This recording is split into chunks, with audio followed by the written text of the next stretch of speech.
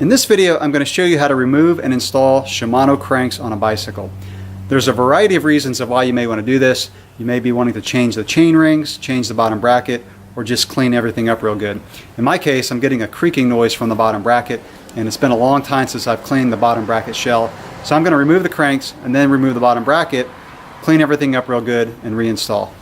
There's not a whole lot you're going to need to do this job. The main thing that you may not have is this little tool by Shimano. This is a Shimano TLFC16. They're pretty cheap, so pick one of those up if you don't have one. You'll need a 5mm Allen wrench. It's also a good idea to use a torque wrench. Torque specs on this are 12 to 14 Newton meters when you tighten everything back up. I would recommend some rubbing alcohol just to wipe everything down real good before you reinstall, and a little bit of grease to put on the splines before you reinstall the left crank arm, and maybe a plastic mallet or rubber mallet to tap out the cranks if they're tight. And as with most jobs, it is easier if you have a work stand, but it's not required for this one.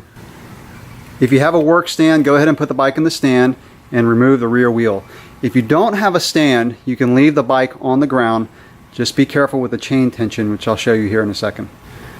Now take the chain off the chain ring, and by the way, before you do this, go ahead and shift into the small chain ring. If you didn't, you can just do it by hand.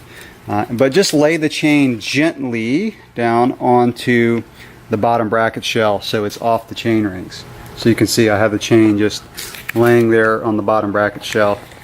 That way when you pull the cranks off, the chain is out of the way. Now if you've done this with the bike on the ground, just when you undo the chain from the chain ring, because you're going to have more tension on the chain with the rear wheel installed, push on the derailleur to take the slack out of the chain before you do this, and then gently let it back up. And again, that's only if you're leaving the bike on the ground or leaving the rear wheel in the bike. Now take your 5mm Allen wrench and loosen each of these bolts. And I try to loosen and tighten any kind of pinch bolt like this that has two, like on a stem or a crank. I do it very evenly. Even loosening, I don't want to put too much stress on one bolt by loosening one all the way and then doing the other.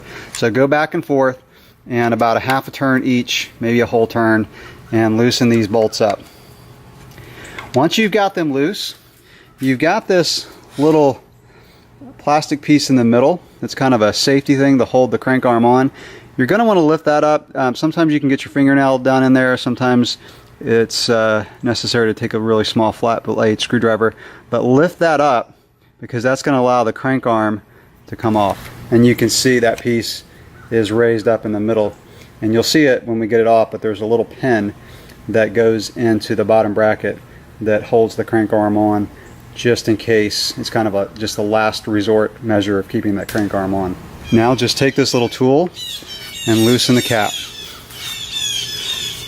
and the birds will cheer you on while you do it.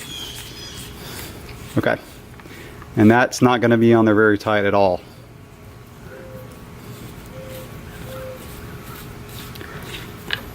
And there it is.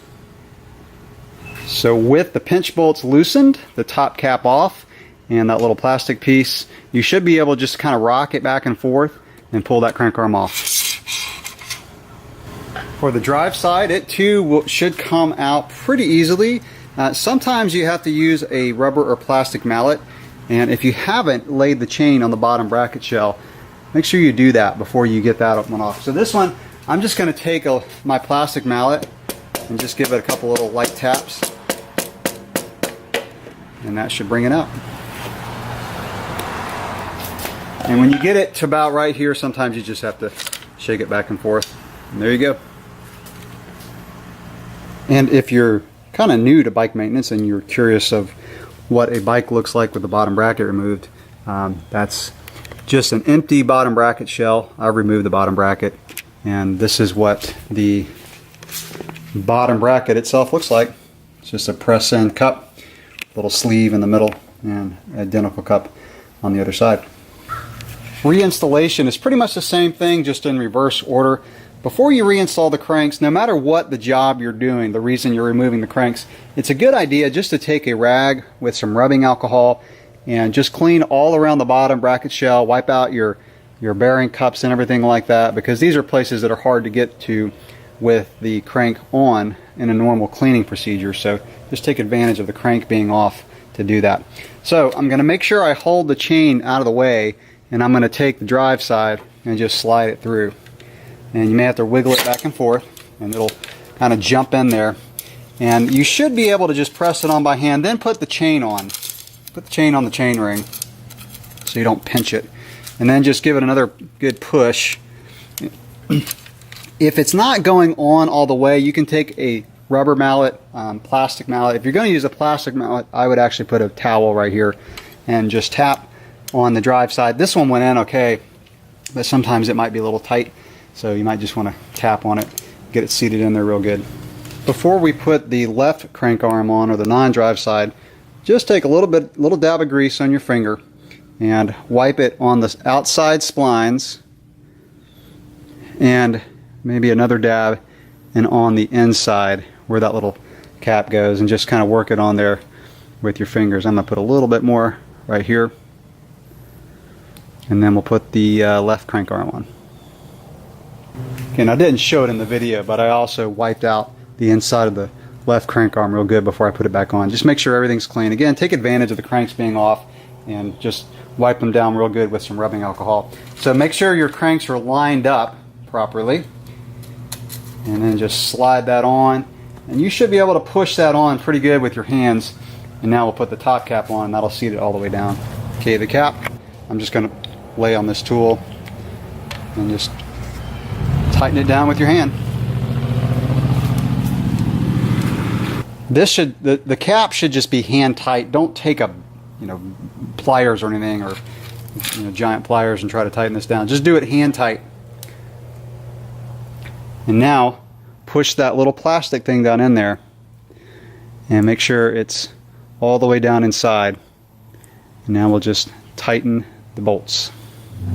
Now it's time to tighten the pinch bolts on the left crank arm. And you'll notice I did put the rear wheel back in the bike, and that's so that when I move the crank arm back and forth, the chain isn't sliding back and forth on the inside of the chainstay. So I'm going to use a regular 5mm Allen wrench and tighten these up just snug, and then I use my torque wrench to finish it up. So go back and forth, and once it starts to catch, do a quarter, maybe half turn at the most, and do these very evenly and get them snug. Now we'll finish tightening it up with the torque wrench if you have one. Shimano recommends 12 to 14 Newton meters on these. I'm going to do kind of right there in the middle at 13. And I recommend going back and forth twice on when you do this, because sometimes one pinch bolt will get tighter and then you need to tighten the other one. And by the way, what really holds the crank arm on is the pressure on that cap. I saw a guy one time who didn't have the cap. He lost the cap, and he tightened the pinch bolts real good, and the crank arm fell off within 10 minutes. So it's really that cap that holds the crank arm on. So that's how you remove and install Shimano cranks. Thanks for watching.